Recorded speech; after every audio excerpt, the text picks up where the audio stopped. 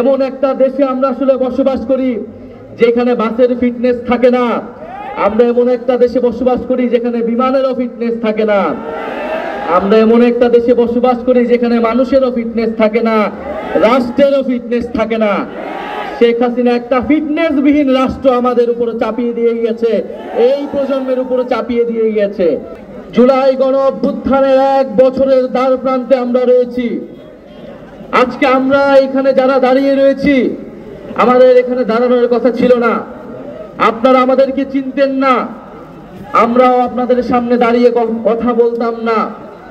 কিন্তু ইতিহাস এবং সময় আমাদেরকে দাঁড় করিয়ে দিয়েছে আপনাদের সামনে।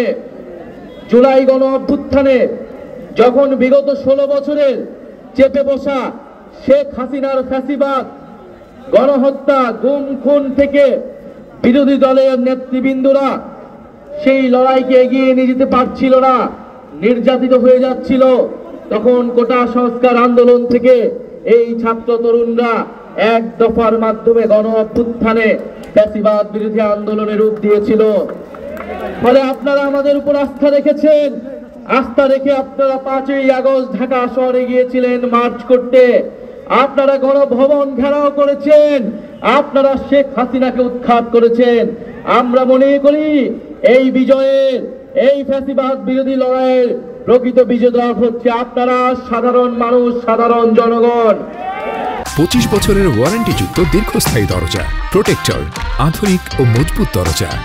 প্রিয় সংগ্রামী বন্ধুগণ, আমরা আপনাদেরকে মনে করিয়ে দিতে এসেছি আমাদের লড়াই শেষ হয়ে যায়নি। আমরা একটা নতুন বাংলাদেশ, নতুন বন্দোবস্ত প্রতিষ্ঠা না হওয়া পর্যন্ত, আমরা 5ই আগস্ট যে গণভবনে গিয়েছিলাম, আমরা যেই লক্ষ্যে মার্চ টু ঢাকা করেছিলাম, সেই লক্ষ্য অর্জিত না হওয়া পর্যন্ত আমাদের লড়াই চালিয়ে যেতে হবে। আমরা বিপ্লব এবং গণ অভ্যুত্থানের মধ্যে ফ্যাসিবাদকে উৎখাত করেছিলাম। আমরা এখন গণতান্ত্রিক ভাবে, নিয়মতান্ত্রিক ভাবে আমরা সংস্কারের মাধ্যমে নতুন বাংলাদেশ প্রতিষ্ঠা করতে চাই। প্রিয় সুনামগঞ্জবাসী, আপনারা দেখেছেন কিছুদিন আগে মাইলস্টোন কলেজে বিমান বিধ্বস্তের মর্মান্তিক ঘটনা ঘটেছে। আল্লাহ তাআলা এই পরিবারগুলোকে, যে সকল শিশু মারা গিয়েছে, তাদের শোক সন্তপ্ত পরিবারকে আল্লাহ ধৈর্য ধারণ করার তৌফিক দান করুন। আমরা বলতে চাই, এমন একটা দেশে আমরা আসলে বসবাস করি যেখানে বাসের ফিটনেস থাকে না। আমরা এমন একটা দেশে বসবাস করি যেখানে বিমানেরও ফিটনেস থাকে না। আমরা এমন একটা দেশে বসবাস করি যেখানে মানুষেরও ফিটনেস থাকে না, রাষ্ট্রেরও ফিটনেস থাকে না। শেখ হাসিনা একটা ফিটনেসবিহীন রাষ্ট্র আমাদের উপরে চাপিয়ে দিয়ে গিয়েছে, এই প্রজন্মের উপরে চাপিয়ে দিয়ে গিয়েছে।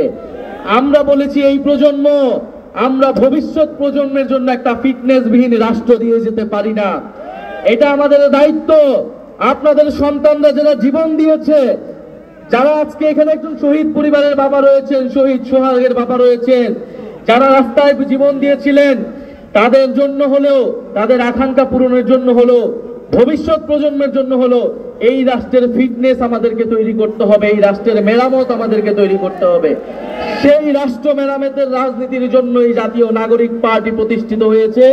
সেই রাষ্ট্র সংস্কার, সেই নতুন বন্দোবস্তের জন্যই আমরা আপনাদের কাছে যাচ্ছি।